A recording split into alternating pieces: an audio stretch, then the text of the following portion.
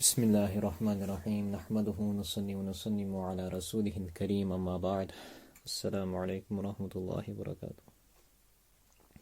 Alhamdulillah, we're going through this blessed month of Ramadan. Alhamdulillah. So it's important that we just go through some of these virtues of Laylatul Qadr in order to maximize and make the most of this opportunity. Now, just quickly mention this hadith where عن أنس رضي الله عنه قال دخل رمضان فقال رسول الله صلى الله عليه وسلم إن هذا الشهر قد حضركم وفيه ليلة خير من 1000 شهر من حرمها فقد حرم الخير كله ولا يحرم خيرها إلا محروم. The Anas رضي الله عنه was narrated that our Prophet صلى الله عليه وسلم Anas رضي الله عنه, he mentioned that when the month of Ramadan came, then our Prophet صلى الله عليه وسلم said that regarding this month, that a month has come over you wherein there's a night. There's such a night which is better than 1,000 months.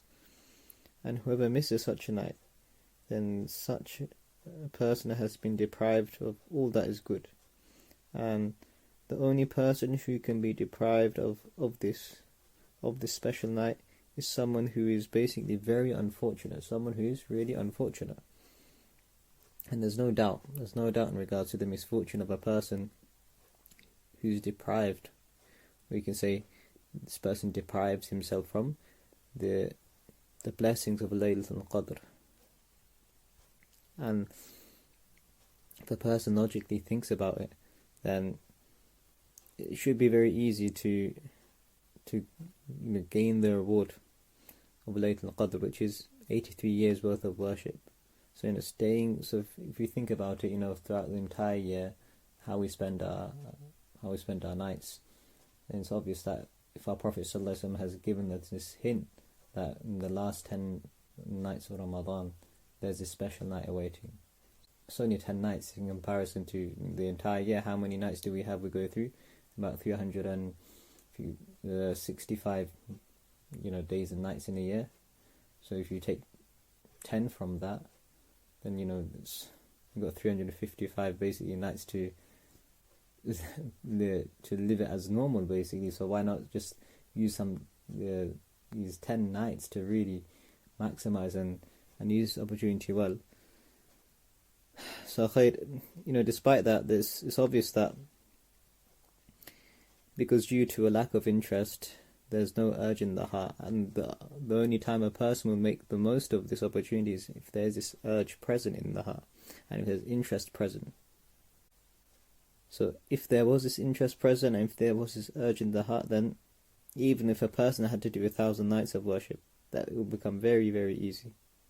So now we need to understand that our Prophet ﷺ, he had this urgent desire. The Sahaba radiallahu anhum, they had this urgent desire, and this is the urgent desire which a person must create.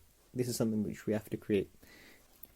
So once there's an incident in regards to Umar radiallahu anhu, what's been narrated regarding him, that after he would perform his Isha Salah, he would return home, then he would remain in Salah, and he'd remain in Salah throughout the night until the Adhan of Fajr would be heard. There's also examples of Hazrat Uthman radiallahu anhu, that after fasting the whole day, he would spend the whole night in praying Salah, and he'd spend very less time in sleeping.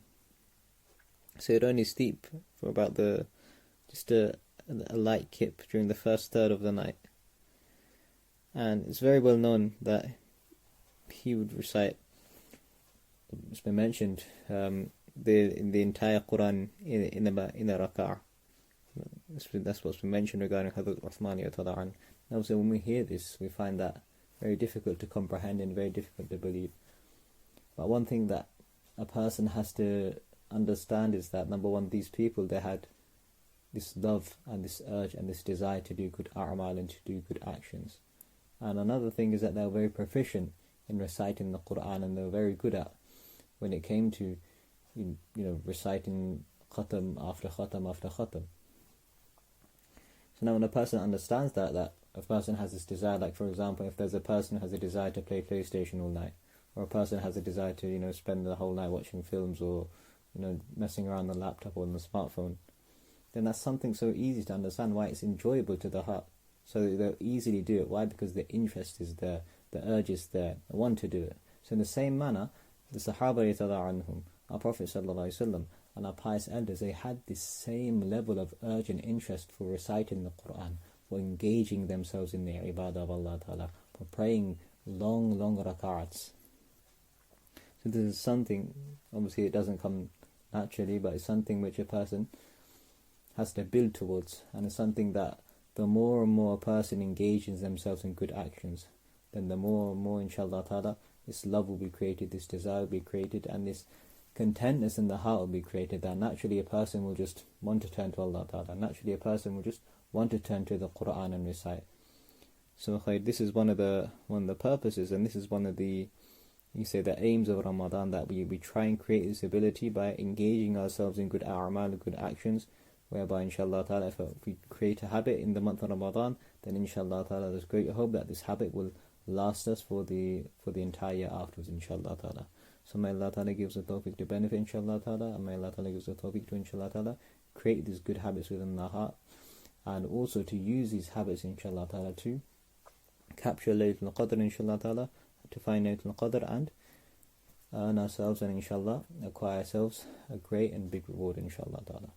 Subhanallah bihamdi, subhanaka Allahumma wa bihamdika, ashhadu an la ilaha illa anta, astaghfiruka wa atubu ilayk.